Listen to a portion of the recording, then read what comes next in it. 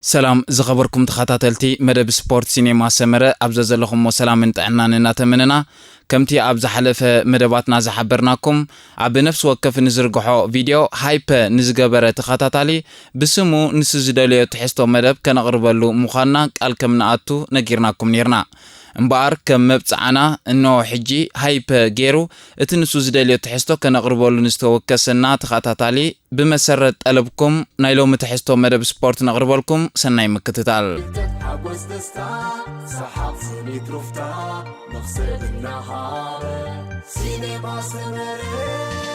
كريستيانو رونالدو اتي اب عالمنا كاب زلو عوتا تتصاوت تخعسو اغري اب مزغب تاريخ ز سبورت حدش معرف بمخفات قداماي بليونر تتصاوتاي كعسو اغري كخون بقيلو نزي كبرو وسن سبر رونالدو بزيكا اب ميدا زرئيو بقعت كابو وصاي بزغبرو نغداوي سراحن سممعاتن غزيف هافتي كخعبت كيلو بمسرت صبصاب بلومبرغ بليونرز اندكس تقلال هافتي رونالدو 1.4 بليون دولار كم زبصحه تغليصلو ازي دما اب سبورت عالم كابتن محدات بليونرات اتليتات كم ابنت مايكل جوردان ليبرون جيمسون تايجر وودسن زركبوم ترتا كحز اخيل ولو ازي زغرم هافتي كابتن نلعل خلت عقود زقصله اب سبورت خعسو اغر زطريو دموز عبيتي ناي سبونسر سممعاتن ببحثو زكايدوم نغداوي تكالاتن استواصيام رونالدو ناب مسرع بليونرات زغبرو غعزو بفلاي دحري ناب كلوب النصر ناي سعود عرب مصنبارو استفصمه نا 400 مليون دولار وعل نابزل على طرز بصحيو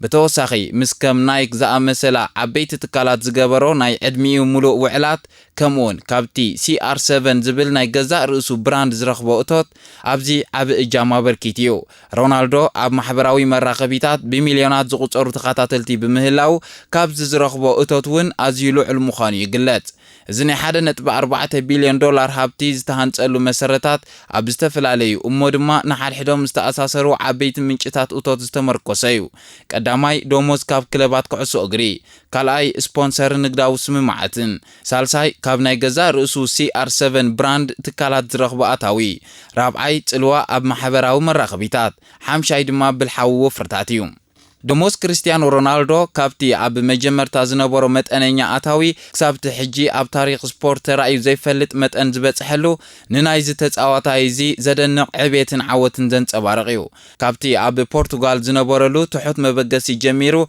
كسابتي اب سعود عرب استفرملو تاريخاوي وعل دموزو بخمي درجه بدرجه كم زعابيه كنገልጸልኩም مجمرتا ناي بروفيشنال غعزو مس سبورتين ليزبن رونالدو كم حدا تسفا زنبرو منسي تصاوتاي متن مست نايلومي اتاويو كناصاصرن كولو ازي تحط دوموزي زخفل نيرو رونالدو ناب قداميت غانتو سبورتين ليزبن مسغره ناي مجمرتا بروفيشنال دوموزو اب عمت استات 1 مليون يورو ويدما 860 شح باوند منبارو صبصابات يملكتو غلغله صبصابات اب اكادامي خلو اب ورحي 80 يورو طرا يخفل كم زنبره نابتا قداميت غانتو مستتصمبرغنا اتوتو كوسخ كم جمره غليصوم ازي دوموزي نتشعو زنبرو درجه زملكت كوانتو خونه بت زنبرو دنق خلت جن بعين عبيت كلبات اوروبا كم زطمت غير ويو كم وصيتو نا مانشستر يونايتد مصنبارو نرونالدو ناب حدا خابتوم اب عالم زلليو تصاوت قيروا ازي اب دوموزو اب زلا كمزغبا خيل ويو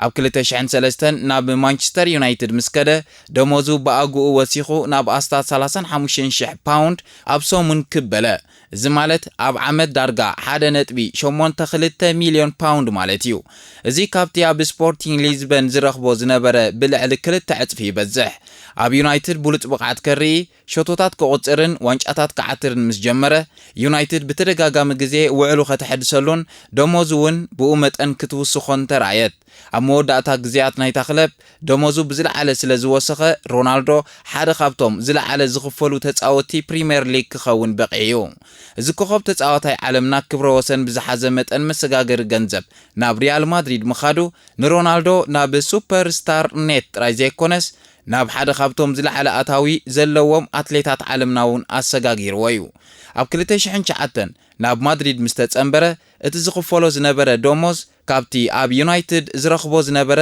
ብዕጽፊ ዝዛየደ እዩ ነይሩ ናይ መጀመርታ ውዕሉ ኣብ ዓመት ግብሪ ብምውጻእ 10.5 مليون يورو ويدما 17.6 مليون باوند كم زنبره يقلت ኣብ 2016 ዝገበሮ ውዕል ናይ ምሕዳስ መስርሕ ደሞዙን ካልእ ኣታዊታቱን ተደሚሩ ግብሪ ኣውፂኻ ልዕሊ $50 ሚልዮን ኣብ ዓመት ከም ዝበጽሐ ጸብጻባት ፎርብስ ኣመልኪቶም። እዚ ኣብቲ እዋን እቲ ኣብ ዓለም ዝለዓለ ክፍሊት ዝረክብ ተጻዋታይ ገይርዎ እዩ። ኣብ ሪያል ማድሪድ ኣብ ዝነበረሉ እዋን ብማእከላይ ገምጋም ደሞዙ ካብ 24 ክሳብ 30 ሚልዮን ፓውንድ ኣብ ዓመት ይበጽሕ ከም ዝነበረ ይፍለጥ። ኣብ 2018 ናብ ኢጣልያ ክለብ ጁቬንቱስ ምኻዱ እውን ሮናልዶ ኣብ ዕድመ 30ታት ክንሱ ዝነበሮ ዓብ ዋጋ ዘርኢ እዩ። ኣብ ጁቬንቱስ ሮናልዶ ጽሩይ ኣታዊ 31 ሚልዮን ዩሮ ወይ ድማ 28 ሚልዮን ፓውንድ ኣብ ዓመት ይኽፈል ነይሩ። እዚ ኣብ ሊግ ኢጣልያ ካብቲ ንሱ ዝረኽቦ ቀጺሉ ዝለዓለ ክፍሊት ካብ ዝነበሮ ተጻዋታይ ብ3 ዕጽፊ ዝበዝሕ ነይሩ። እዚ ኣሃዝ እዚ ሮናልዶ ከም ተጻዋታይ ዝተዋህቦ ዋጋ ጥራይ ዘይኮነስ ንመላእ ሊግ ኢጣልያን ብብራንድ ደረጃ ንላዕሊ ክብ ንምባል ዝነበሮ ዓቕሚ ዘመልክት ነይሩ። ኣብ 2021 ሮናልዶ ናብ ኦልድ ትራፎርድ ብምምላሱ ደጊሙ ኣብ ፕሪምየር ሊግ ዝለዓለ ክፍሊት ዝረክብ ተጻዋታይ ኮይኑ እዩ። ናብ ዩናይትድ ኣብ ዝተመልሰሉ እዋን ደሞዙ ኣብ ሰሙን 385,000 ፓውንድ ምንባሩ ይዝግለጽ። እዚ ማለት ኣብ ዓመት ኣስታት 20 ሚልዮን ፓውንድ ማለት እዩ።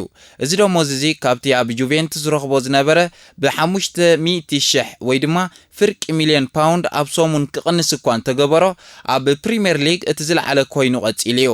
እቲ ተራእዩ ዘይፈልጥ ታሪኻዊ መስርሕ ምስግጋር ናብ ክለብ ኣልነስር ናይ ስዑድ ዓረብ ኣብ ታሪኽ ስፖርት ዝዓበየን ዝለዓለን ውዕል ብምፍራሙ ንኹሉ ዝነበረ ናይ ደሞዝ ክብረ ወሰናት ዝሰበረ እዩ። እቲ ናይ መጀመርታ ውዕል ደሞዝን ንግዳዊ ስምምዓትን ዘጠቓለለ ኮይኑ ኣብ ዓመት ልዕሊ 200 ሚልዮን ዩሮ ወይ ድማ 177 ሚልዮን ፓውንድ ከም ዝኾነ ተገሊጹ። እዚ ኣሃዝ እዚ ኣብ ወርሒ 15 ሚልዮን ዩሮ ኣብ ሰሙን ድማ ልዕሊ 3.4 ሚልዮን ዩሮ ማለት እዩ። ኣብ ዝሓለፈ ወርሒ ሰነ ናይዚ ዓመት እዚ ሮናልዶ ውዕሉ ንተወሳኺ 2 ዓመት ሓዲሱ። እዚ ሓድሽ ውዕል እዚ ልዕሊ 400 ሚልዮን ዶላር ዋጋ ከም ዘለዎ ተፈሊጡሎ። ብመሰረት ገለ ጸብጻባት ከም ዝሕብርዎ ኣብዚ ሕጂ እዋን ደሞዙ ኣብ ዓመት ናብ 180 ሚልዮን ዩሮ ከባቢ እዩ ዝግመት። እዚ ኣታዊ እዚ ካብ ቀረጽ ነጻ ብምዃኑ ሮናልዶ ኣብ ዓለም ብፍሉይነቱ ፍሉይ ዝኾነ መወዳድርቲ ዘይብሉ ኣታዊ ከም ዝረክብ ገይርዎ ኣሎ። ክርስቲያኖ ሮናልዶ ካብቲ ኣብ ሜዳ ኩዕሶ እግሪ ዘርእዮ ብቕዓት ዝረኽቦ ደሞዝ ንላዕሊ ብዝሰርሖ ንግዳዊ ስራሓትን ብዝሃነጾ ናይ ገዛ ርእሱ ስምን ብራንድ ገይርዩ ናብ ደረጃ ቢልዮነርነት በፂሑ ዘሎ። እዚ ካብ ደሞዝ ወጻኢ ዝርከብ እቶት ብሉጽ ኣተሓሳስባ ዘለዎ ናይ ንግዲ ሰብ ምዃኑ ዘመስክር እዩ። ሮናልዶ ብሰንኪቲ ኣብ መላእ ዓለም ዘለዎ ተፈላጥነትን ኣወንታዊ ምስሉን ንዓበይቲ ኩባንያታት ቀዳማይ ምርጫኦም ሮናልዶ እዩ። በዚ ምኽንያት ገዚፍ ኣታዊ ከምጽኣሉ ኣኽኢልዎ ኣሎ። እቲ ዝዓበየ ምዕራፍ ናይ ስፖንሰር ጉዕዞኡ ምስ ናይክ ዝገበሮ ስምምዕ እዩ። እዚ ኣብ 2016 ዝተፈረመ ናይ ዕድሚኡ ሙሉእ ማለት ላይፍ ታይም ዴል ልዕሊ 1 ቢልዮን ዶላር ዋጋ ከም ዘለዎ ዝግመት ኮይኑ ኣብ ታሪኽ ስፖርት ምስ ከም ማይክል ጆርዳንን ሌብሮን ጄምስን ኣብ ሓደ ተዛማዲ ደረጃ ሰሪዕዎ ይርከብ።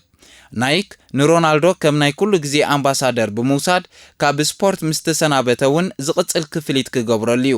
እዚ ውዕል እዚ ንበይኑ ንሃብቱ ዘዕበየ ዓንዲ ማእከል ኣታዊ እዩ። ካብ ናይክ ወጻኢ ሮናልዶ ገጹን ስሙን ብዙሓት ዓለማውያን ኩባንያታት ኣውፊሩ እዩ። ካብ 2013 ጀሚሩ ምስ ሄርባል ላይፍ ማለት ናይ ምግቢ ካምፓኒ ዝጸንሐ ነዊሕ ዝምድና ኣለዎ።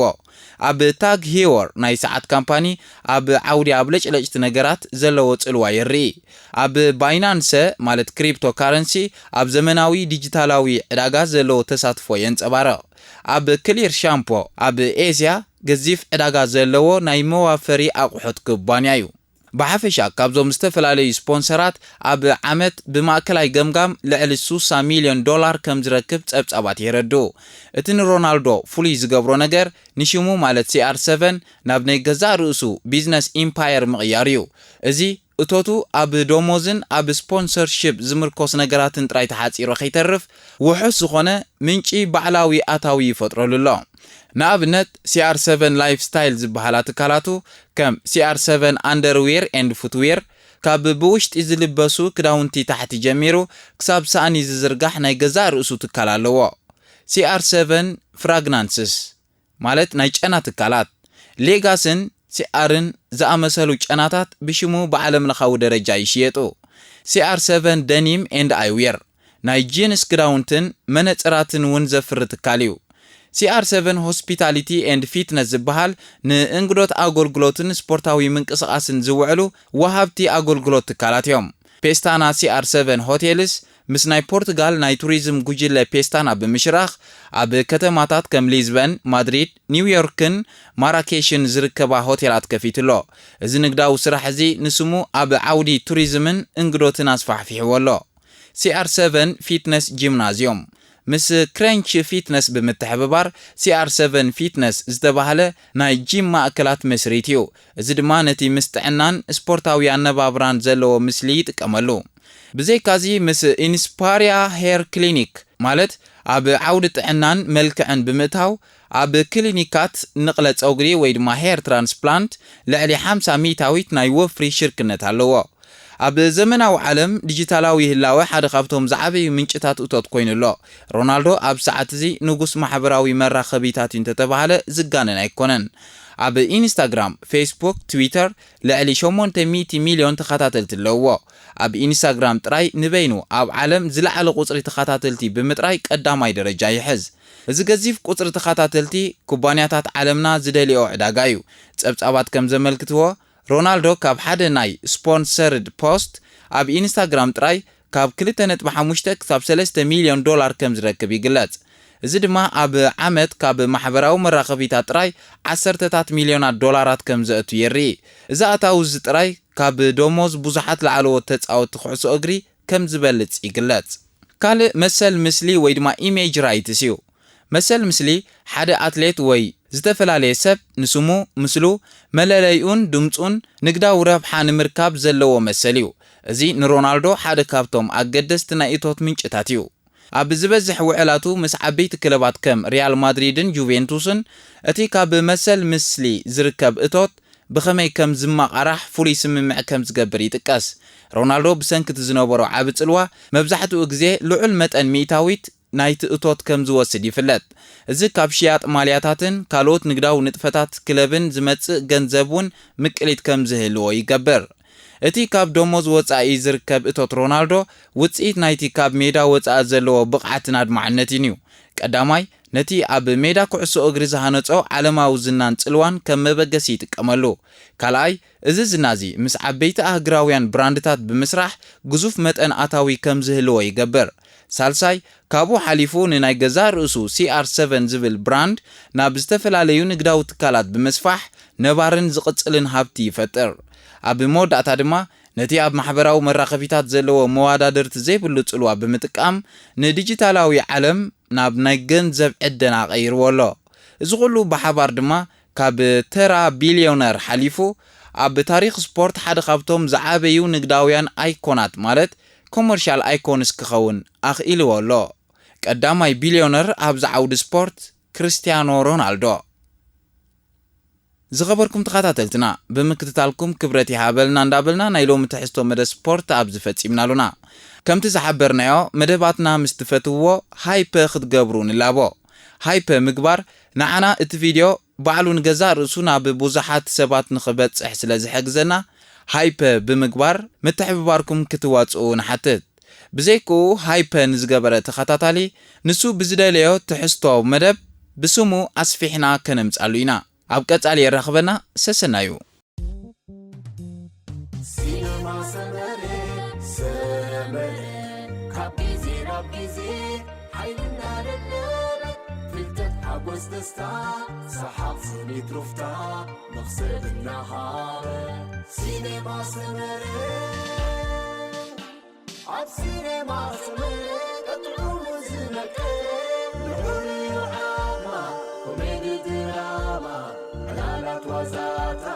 Sport film